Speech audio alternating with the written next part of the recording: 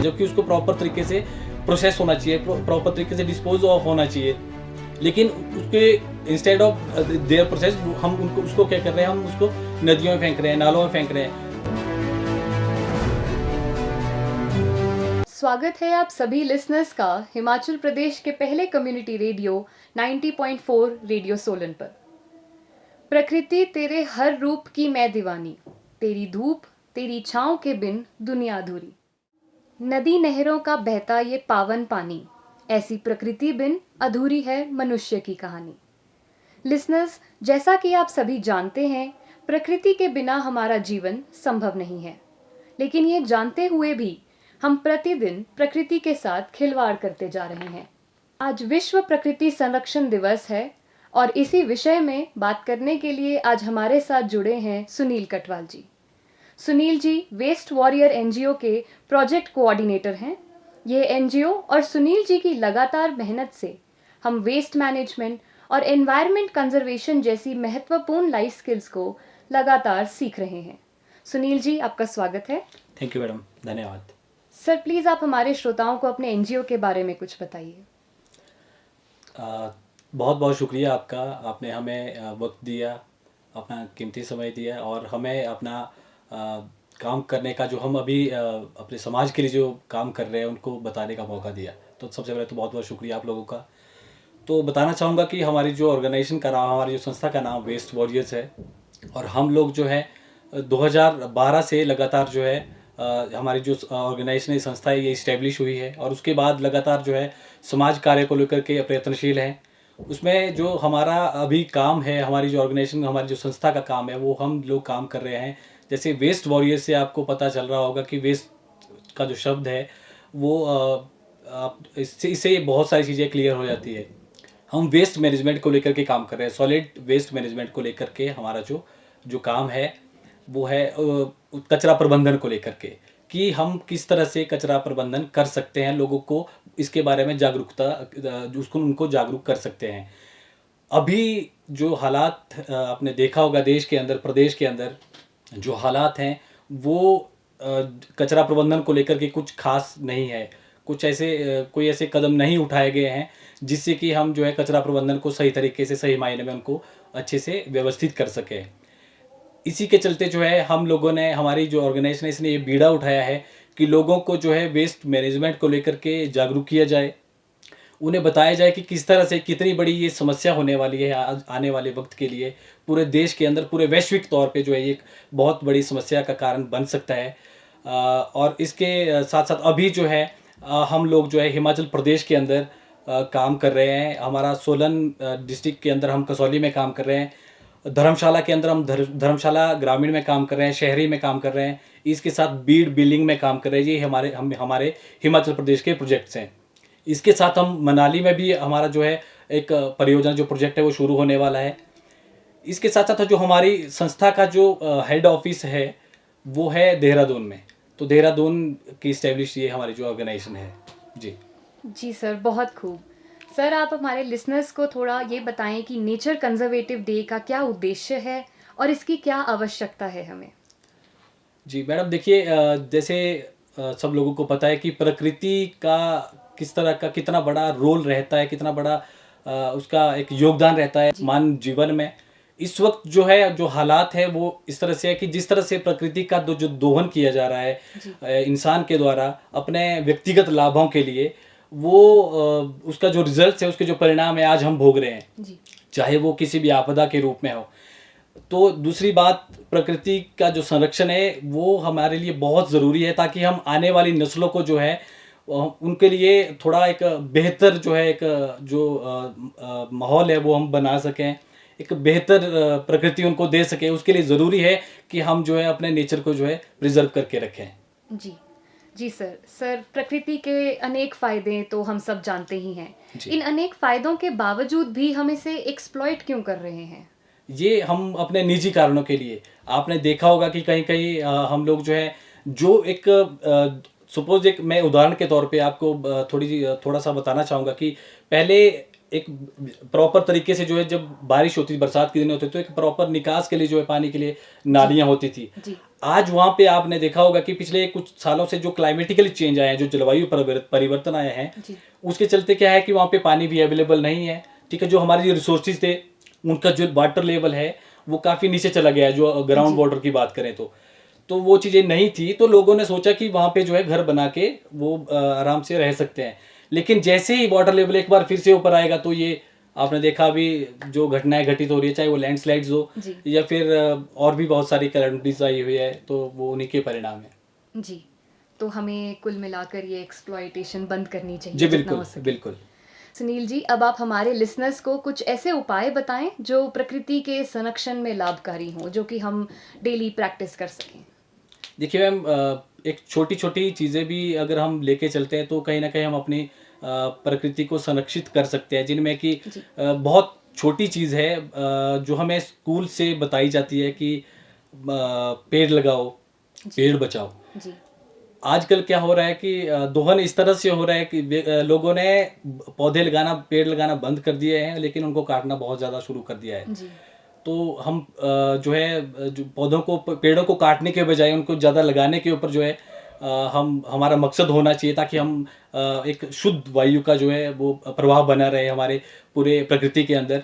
जी इसके साथ साथ जो हम पानी का जो हम यूज़ कर रहे हैं, जो पानी का यूटिलाइज कर रहे हैं, उपयोग कर रहे हैं, उस पानी के चक्रण जो होता है, जिसको हम रिसाइकिल बोलते हैं, उसको उसको करके भी हम इस्तेमाल कर सकते हैं। जी आपका जो इलेक्ट्रिसिटी है ना, बिना वजह की उसको यूज़ ना करें, अगर हम वहाँ नहीं है तो उसका इस्तेमाल ना करें। ठीक है जी। इसके अलावा बहुत सारी ऐसी चीज़ें हैं और भी, जिनको कि अगर हम अच्छे से करते हैं, तो कहीं ना कहीं हम अपना प्रकृति को बचाने में अपना योगदान सुनिश्चित कर सकते हैं। जी। सुनील जी, हमारा आपसे एक और सवाल है कि हिमाचल या अन्य ऐसे पहाड़ी इलाकों में प्रकृति क्या ज़्यादा खतरे में है?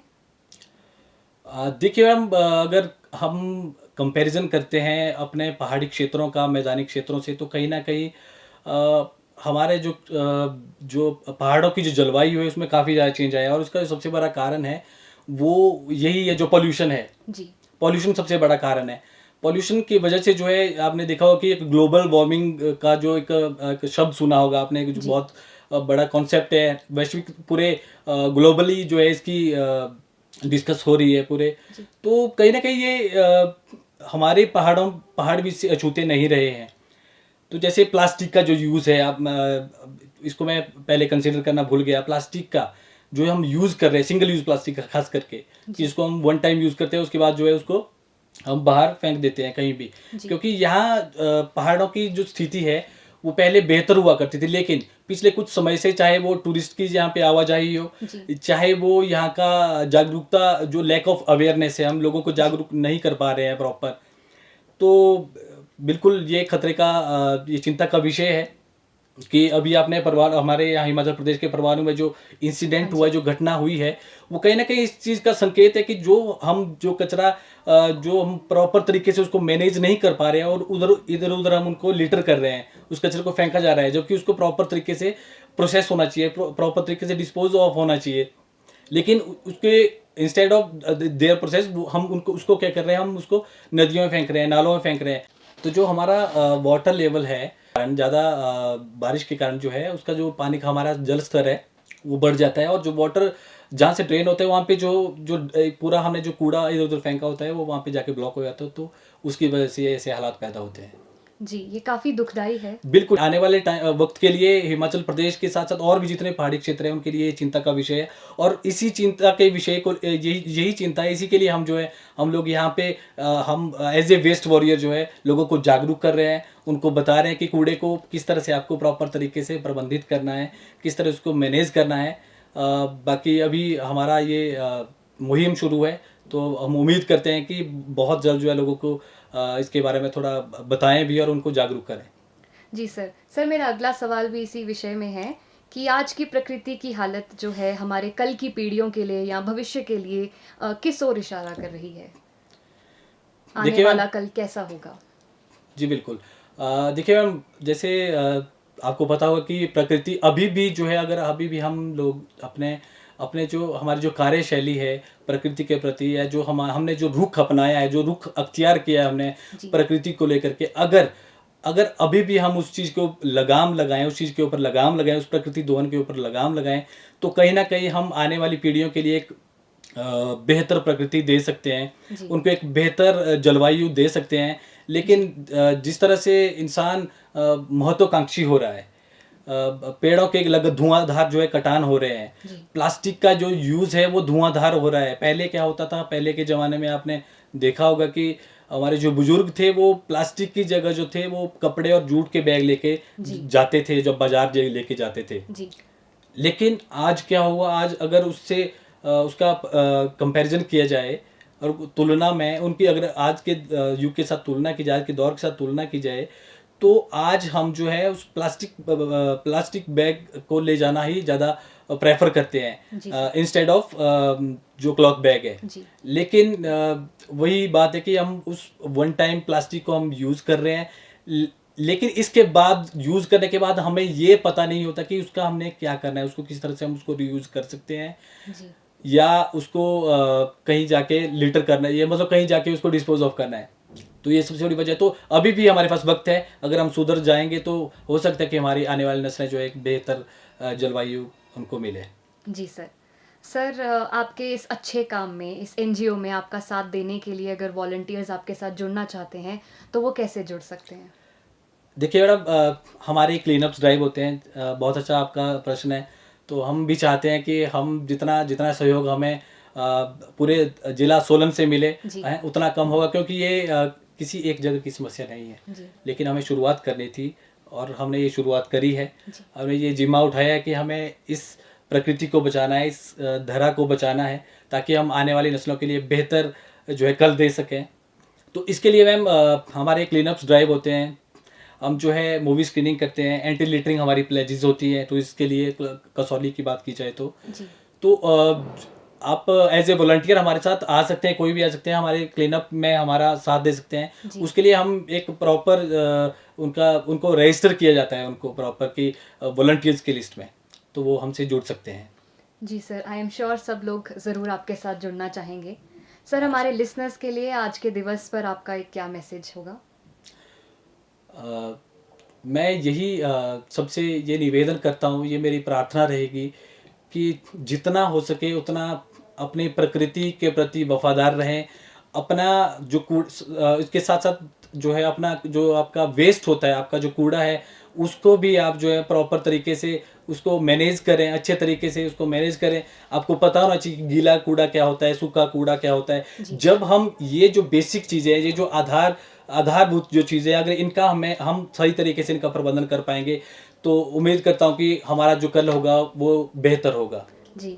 थैंक यू सर, आपने हमें ये बहुमूल्य जानकारी दी। उम्मीद है हमारे श्रोताओं तक प्रकृति संरक्षण का ये संदेश ज़रूर पहुंचा होगा। Thank you so much. बहुत बहुत शुक्रिया मैम।